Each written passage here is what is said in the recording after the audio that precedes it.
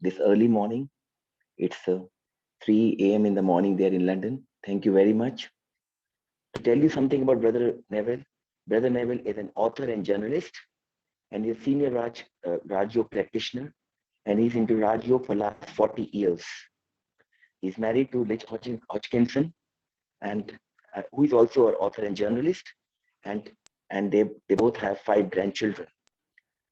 And being an author and journalist, he has written some of the lovely books. Like one of the book is I Know How to Live, I Know How to Die, The Teachings of Dadi Janki, and The Will to Be Well, The Real Alternative Medicine. We welcome Brother Neville to the spiritual garden, the garden of flowers, and we are looking forward for his learnings and his experiential journey in this Raju. Once again, thank you very much for taking out the time. Om Shanti, Neville brother. And now I request Sister Sangeeta, who is in charge of this center, to say a few words about Brother Neville. Om Shanti. Om Shanti, brother. Good morning, diamond morning, because it's 3 o'clock. Pakka Amrit Vela going on there. So, and you have proved Dadi Janki's version that I am Nirantar Sevadhari. You know, no? Nirantar Sevadhari means even Nirantar is constant and Sevadhari means serviceable. So you are doing service even in Amrit Vela. That is the height of the Seva feeling. Is it true? I asked brother we can do it in the evening, uh, your class.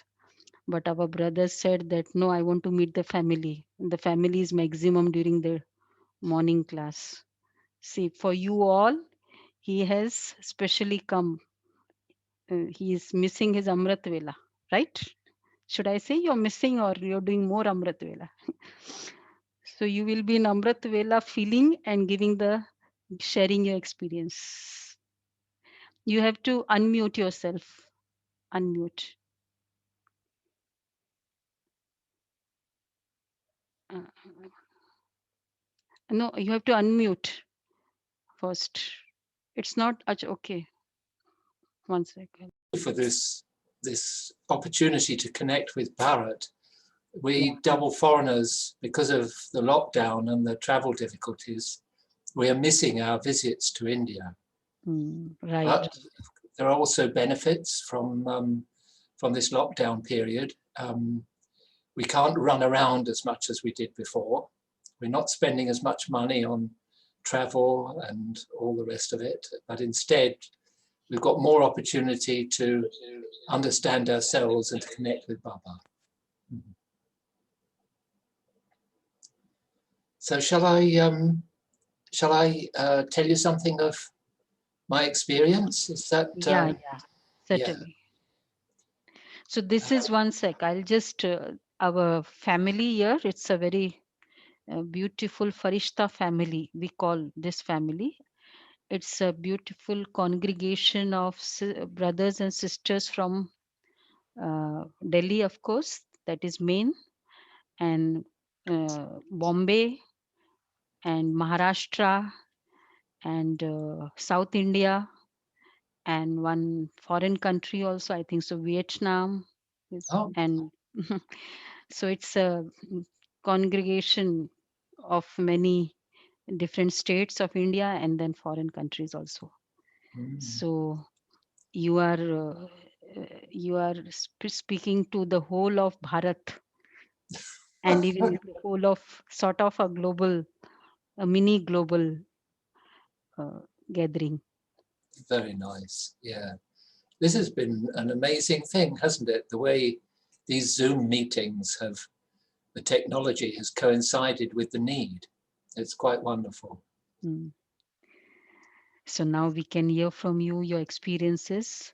And as we were introduced that you were the one to make that famous book of Dadi, How to Live, How to Die. How many have uh, read that books? How to Die, How to Live. I was there in the launching ceremony, brother, of that book, which you Mm. did in Delhi. Yes, that was a beautiful occasion. It was dedicated on the occasion to Dadiji on her 100th birthday. And Liz came with me for that because she wrote a book called Daddy Yankee, A Century of Service. Right, right. And we worked together on that.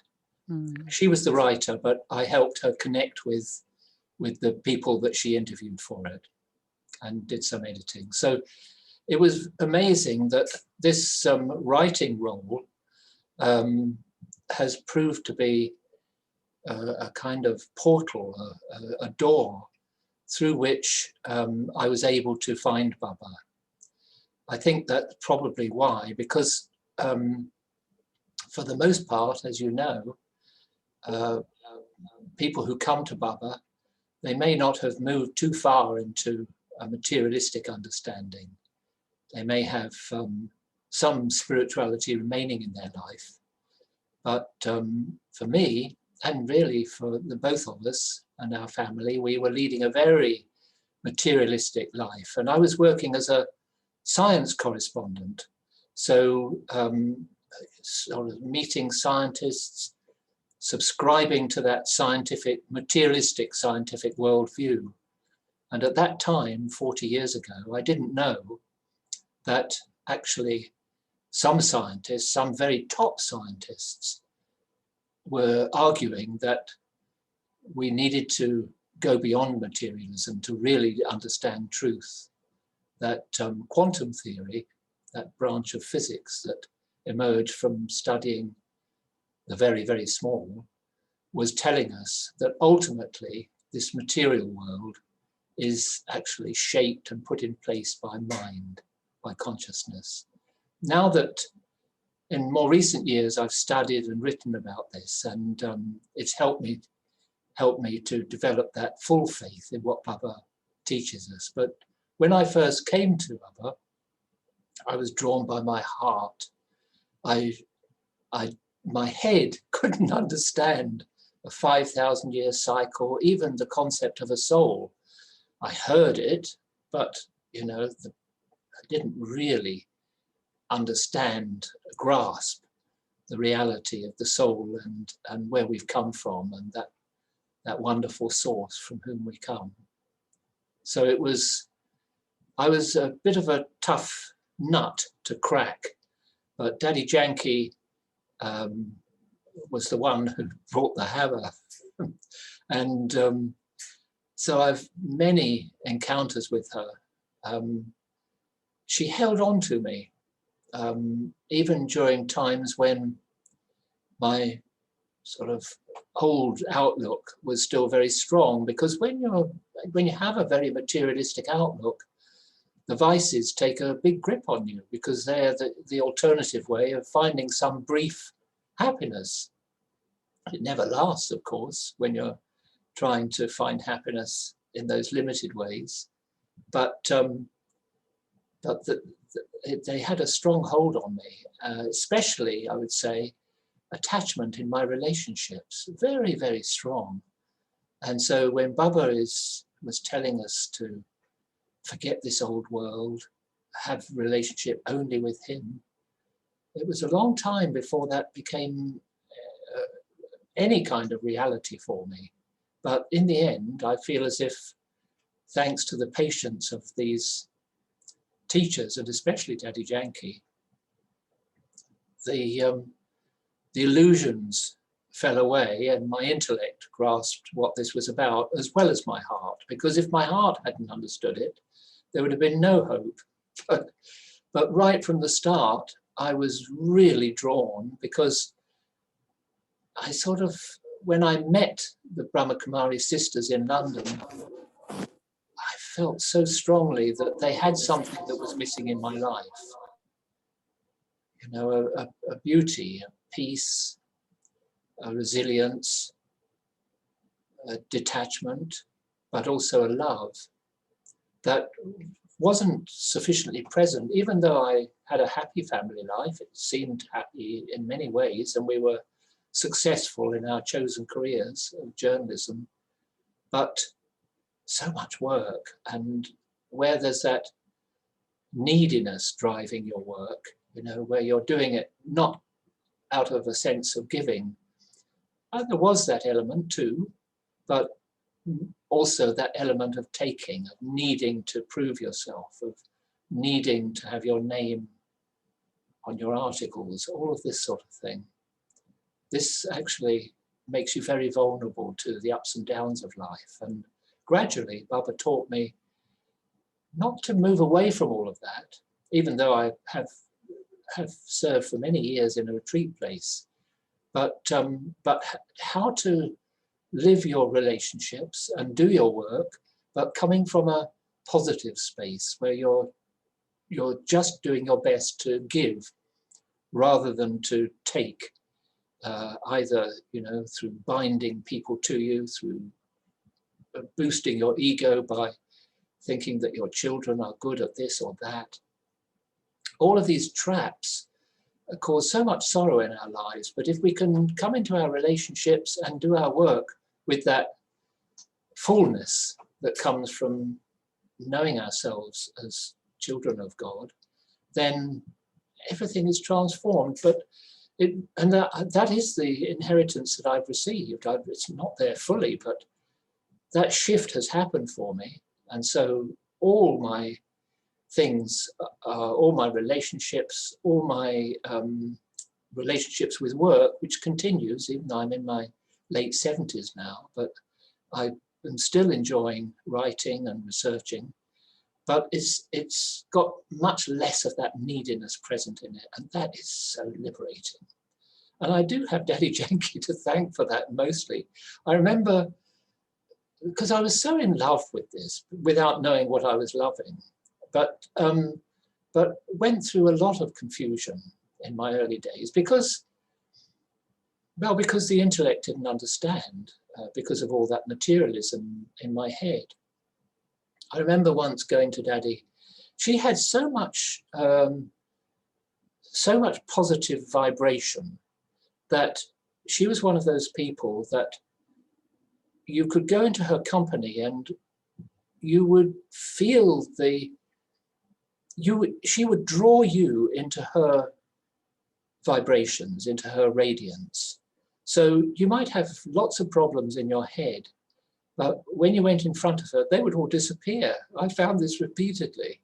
I used to have a kind of list of questions and challenges in my mind, and I would go in front of her, ready to sort of put these to her, but she would just kind of say, well, let's just sit for a moment in remembrance. And then all the questions would disappear because they were rooted in that wrong vibration, that neediness. So funny. But of course, she was also a tough teacher. Sometimes we hear the stories that Brahma Baba was very tough with some of them. And she was tough with us. One of the, I remember the first day that I'd arrived at the retreat centre at Oxford, because I served there for more than 20 years. And I thought, oh, this is lovely. I'd come from my job in London, and finally I'd left my job to be more dedicated in service. And it's set in the country. The Global Retreat Centre is in a beautiful, beautiful parkland. So at 5 in the morning, I thought, well, this is a good opportunity. It was summer when I'd gone there. I thought this is a good opportunity to get some exercise after my London life. So I went for a run at 5 o'clock in the morning after Amit Vela. Daddy Janki had a room that overlooked the back of the house and the grounds.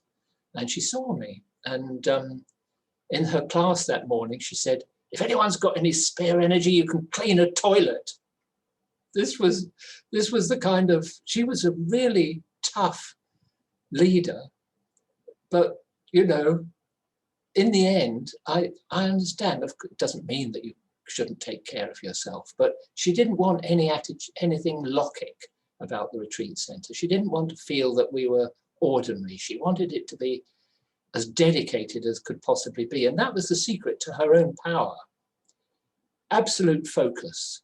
It was present in her probably from early childhood. We've heard stories about her teaching her mother, you know, how to remember God, or teaching neighbors to be vegetarian. But so she had it all her life, but she says that from the time she met Brahma Baba, she knew what truth was, and she dedicated her life to removing anything that got in the way of that truth.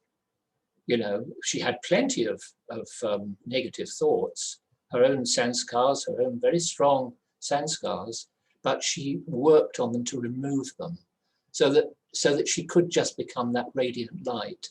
And that is ultimately, that is the highest form of service, of course. So she kind of got her claws into me. When I was first inquiring into this and taking the course, she said very quickly, I was going to a little, Baba had a very small center, just about a couple of miles from where I was living with my family. And at that time, our sons were just aged 11 and 12. And I used to cycle down to this center, and after I'd been doing this for a little while and had met Daddy, she said, I'll come and stay at this center for 2 weeks, and I will be there at 4 o'clock in the morning, so you can come and join me. And you know, I wasn't used to getting up at that time of the morning, but because it was such a strong draw, I did. And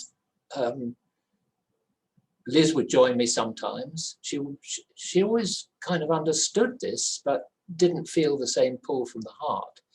But I would be down there, and Daddy would be there. Perhaps there might have been one other sister, and she would conduct Amrit Vela, and it would be so powerful. She knew, I think, that this kind of focused true energy of truth was what I needed to give me a chance of staying with Baba, because the materialism had such a strong hold. But with that fire, there was a chance of loosening that hold.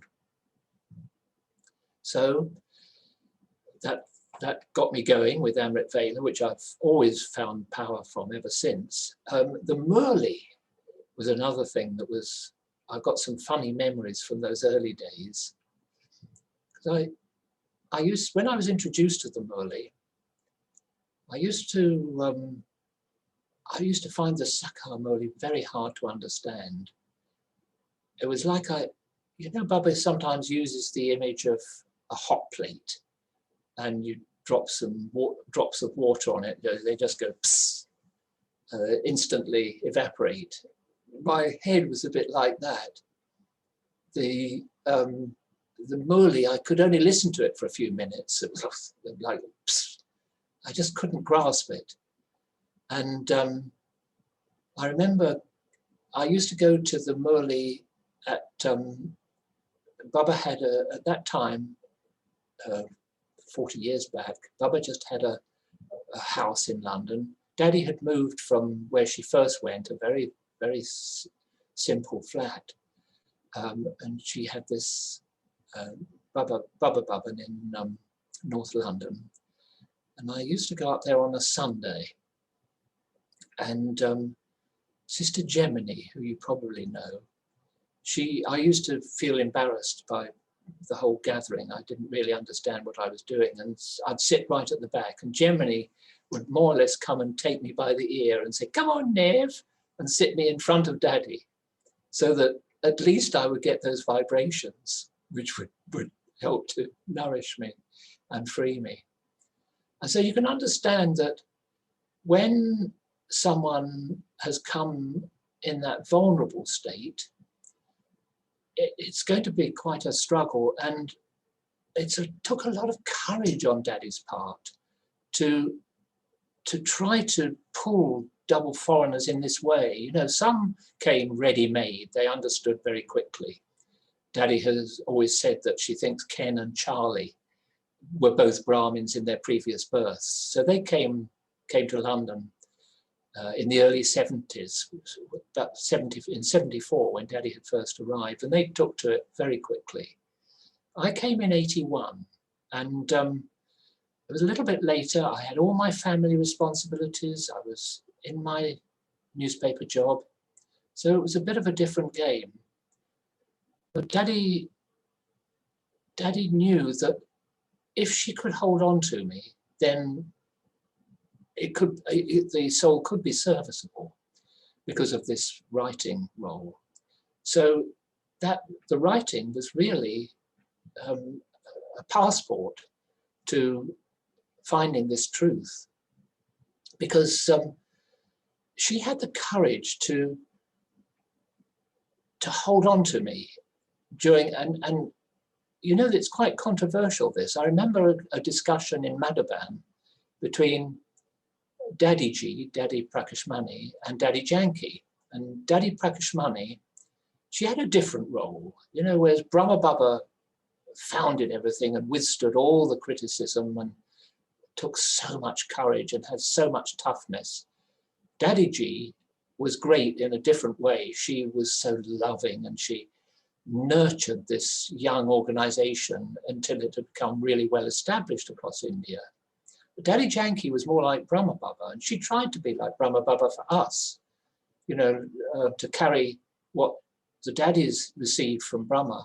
She tried to bring to us, to give us a flavor and give the foreigners a chance.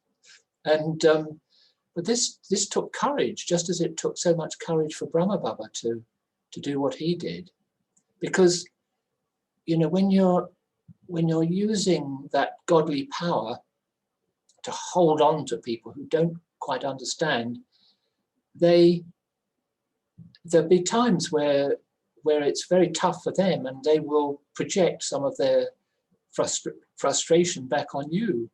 So I remember saying to Daddy, some years after I'd come into Gyan, and I was in the middle of some battle between I don't know what it was, my attachment to some vice. And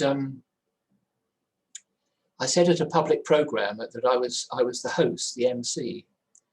And I said, I was in discussion with Daddy. I said, Daddy, do you realize that if you kind of get your claws into someone and are trying to inspire them to, you know, to achieve this freedom with God, but they can't make it, you might actually be causing them a lot of sorrow. I said that to her, and she said, what are you suggesting, I shouldn't try? That was her answer.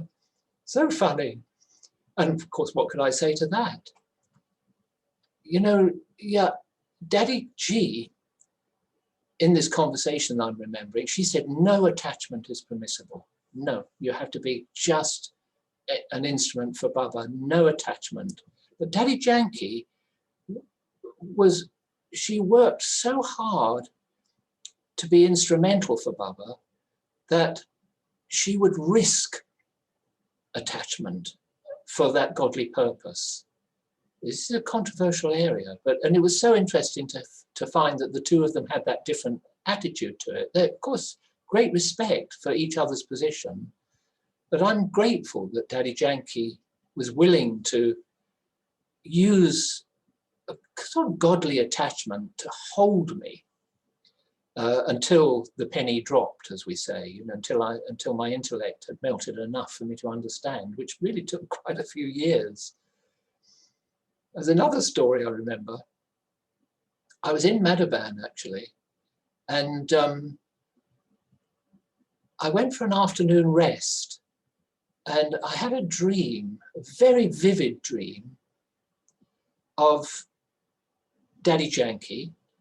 There was a pyramid with stepped sides, and I was standing on the side of this pyramid, and I could see the top of it, but also I could see that there was a huge crowd down below waiting for Daddy Janki to come and address them. And it was very vivid. There was an enormous crowd, and then Daddy Janki appeared right at the top of the pyramid. And she saw the crowd below, she sat down, she leant back on the ground, and she left the body in my dream.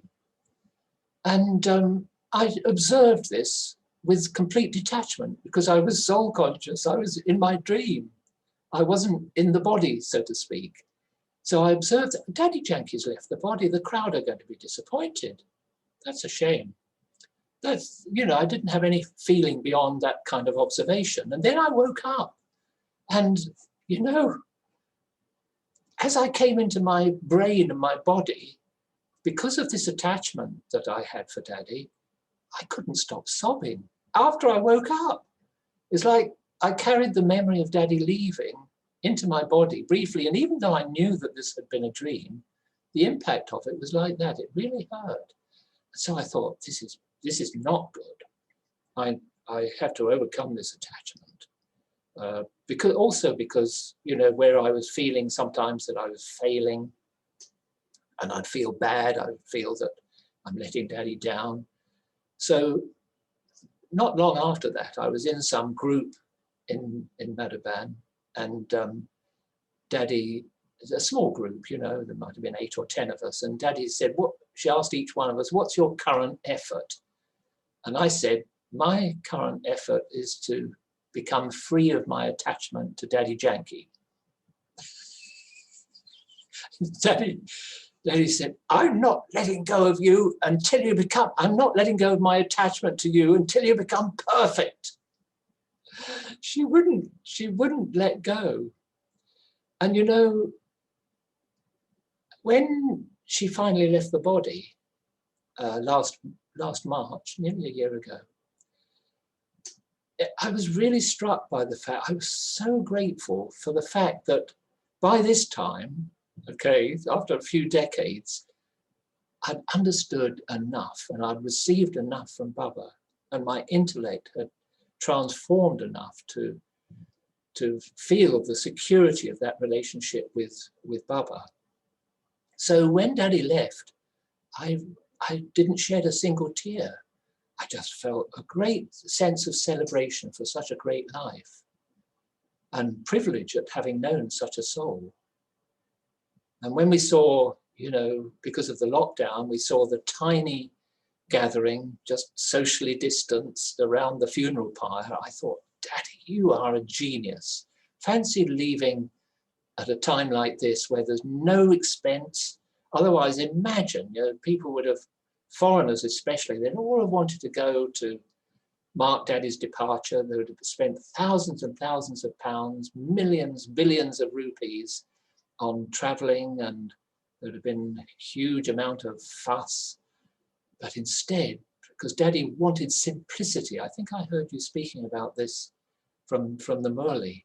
Daddy wanted simplicity, and in all her life, she dedicated herself in that totally focused way to removing anything that could get in the way of her relationship with Baba. And she would include in that any kind of unnecessary fuss and expenditure.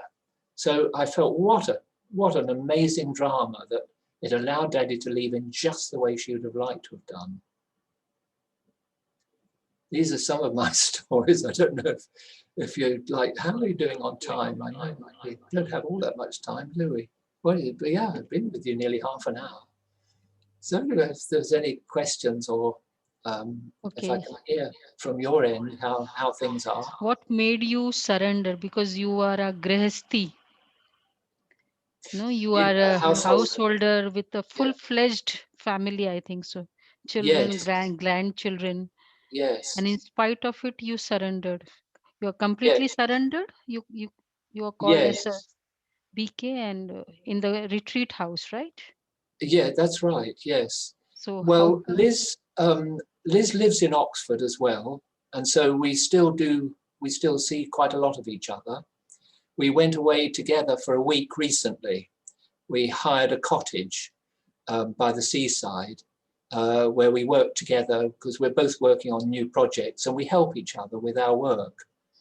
I think I was very lucky with Liz in that she had a natural detachment. She met Baba, even though she doesn't like leading the BK life as such, but she has a huge amount of respect for Daddy Yankee and for Sister Genti. she sees them, she's a kind of feminist, so she sees them as models of very strong women that she admires. The BK life, you know, she likes her glass of wine, she likes to be in restaurants, things like that. She's not interested in meditation, so she'd much rather read a book than meditate. But her heart is good. And many years back, as a journalist, she came to one of those early conferences in Madaba, we used to call them the Universal Peace Conference. And she came as a journalist because Madame Sadat from Egypt was there and some other high-level people. And Liz wrote a big article for one of our national newspapers about this conference when she got back. But she stayed on to meet Baba, who she thought was, you know, thought Daddy Gulzar was very nice. She didn't sort of see this as something beyond human presence. But Baba told her, the daughter will go farther than the son. And I've always remembered this because, you know, you don't have to be necessarily leading the surrendered life in that full way in order to live with a lot of quality. It's also, you know, some people have those qualities naturally and don't have to work for them in the same way. I've needed to lead a more surrendered life. I needed actually almost like an equivalent of a vow of poverty that the Christian monks and nuns know about, because they know that somehow, you know, if you have riches, it's so, there's some saying in the Bible about it's harder to reach the kingdom of heaven than for a camel to pass through the eye of a needle if you're a rich person. And so somehow I needed to surrender to Baba in order and lead that very dedicated life in order to understand. But Liz hasn't needed that. She's got that quality. And so our lives run in parallel rather than, you know, in that intimate way that we had previously as a couple. But I value that so much, as I said in my opening comments. That has ultimately, it enabled me to overcome my dependency and attachment on Liz. And that means we have a beautiful relationship, beautiful. When we get together, we know each other well. We were husband and wife for so many decades. We share our love of the children and grandchildren. Our sons both have lovely careers in media, and there are 5 grandchildren.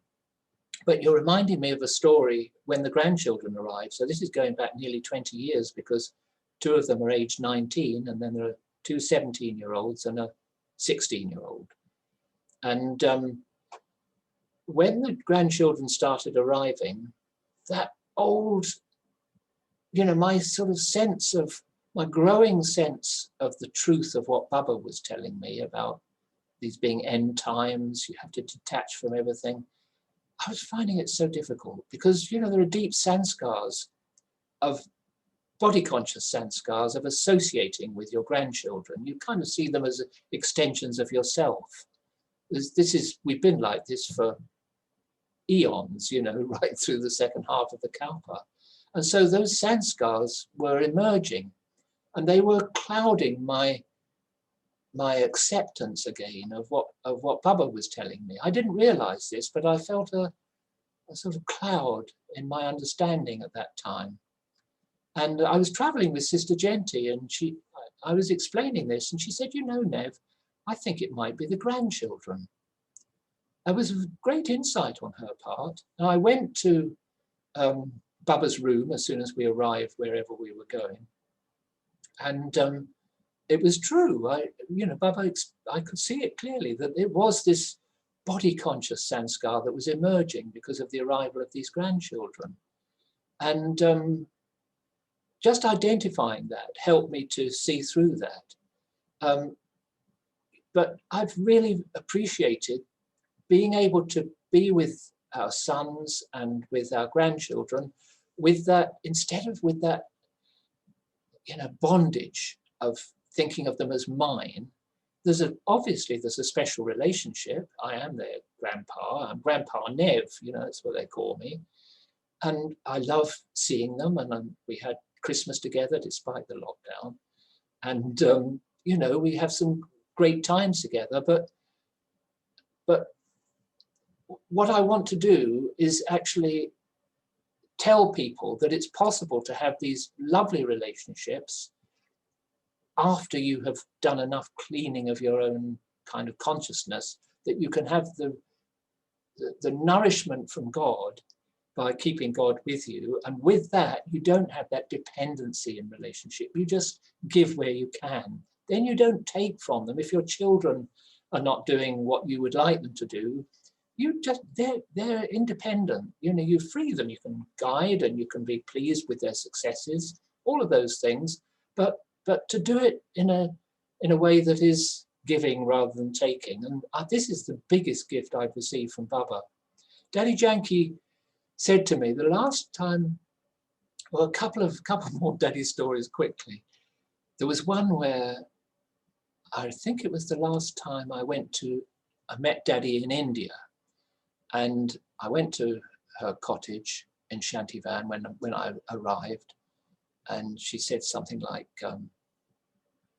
how are you? And I said, great, thanks, Daddy. I'm feeling very, very fortunate. And even when I said something like that, I got the bony finger. She said, you are fortunate, and you've always been fortunate. Because she was remembering that I hadn't always felt fortunate because of the struggle, you know, when you're fighting to become free of these attachments. But I did feel that. And then final time I met her was before she went back to India before the lockdown. And I met her at Global House in London, and she said she kind of would always, she was so giving in her own being that it's like her soul would emit a vibrational field through which she would read you. It's not that, it's a bit like it's not that she's my thought reading, but she would send out this powerful field through which she could know your stage and sort of read you as a soul. And she said the soul has become an example through honesty and time. So there was a sting in the tail then, even, you know, that you've taken time, but it's okay, you got there. This is my stories. So yes, I've enjoyed this. It has been valuable to lead this life surrendered with Baba. But at the moment, because of the shutdown of GRC during the refurbishment, I've been leading a life where I've been trying to engage more with the wider world, with my journalism, with my relationships, because I feel that the strength to do that is with me now. So I'm not quite sure what the future is going to hold. I'll be returning to GRC, and as I say, Liz is there in Oxford, so we see plenty of each other. But I'm feeling that there may be a wider role for me, but that remains to be seen in the drama, what's to happen. Okay, it was good hearing you. Oh, nice to be with you. And Yeah. is everyone okay there? How are things in Delhi with the lockdown? Is it affecting everybody? We heard you were affected very badly to begin with. You know that there was a lot of people were having to walk hundreds of miles back to their villages because of the severity of the lockdown. But has it eased now? Yeah, that's the old story. Now everything is almost normalized. Good. The cases also have been reduced considerably. Right. Not much nowadays. Good. I mean, at Good. least in Delhi, it's the scene is better. The drama scene is better. Very good. Yeah, that's good to hear. So we are hopeful. UK also must be okay now, but the variant Yes, is going on. the UK government, I don't think, has handled things very well. It's this sort of very narrow view of things, that the virus is everything, and they don't realise how damaging it is when they instill fear in people. That in itself is very harmful in society. But, So Baba I've is been giving trying. you double foreigners more time for Purusharat. That's true. Indians here are Bharat, the Brahmins here are back to normal now, sort Wonderful. of. That's really good. Yeah. Good to hear. We are making efforts to receive you all double foreigners very soon. Then doing yog bhattis here for Dadi and you all also. Yes, for Daddy Gulzar. Yeah, Dadi Gulzar. Yeah. So it's good. It was good listening to you. Thank you for A the very good invitation. example to as a householder and a dedicated brother. Yes. And Yes. Dadi's right hand also, sort of. So Thank you. thanks a Thank you lot, very much for eh, letting me be with you and share some particularly for thoughts. the tyag which you did. No, today it came in the dharana, vardhan, that sacha tyagi. You could understand that the one who The really does renunciation. the enunciate. So you did your Amrit Vela renunciation for us. I think so it's 4 o'clock, so now you can do I the can have rest of the. my other Right. Vela. Thank Yeah. you very much. It's been lovely Thank to be you. with you. So we'll just have 1 minute silence and you can give drishti also to all the Brahmins.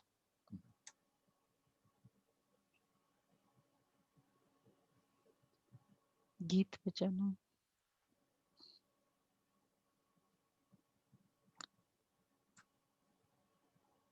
Geet kat. Ajay bhai.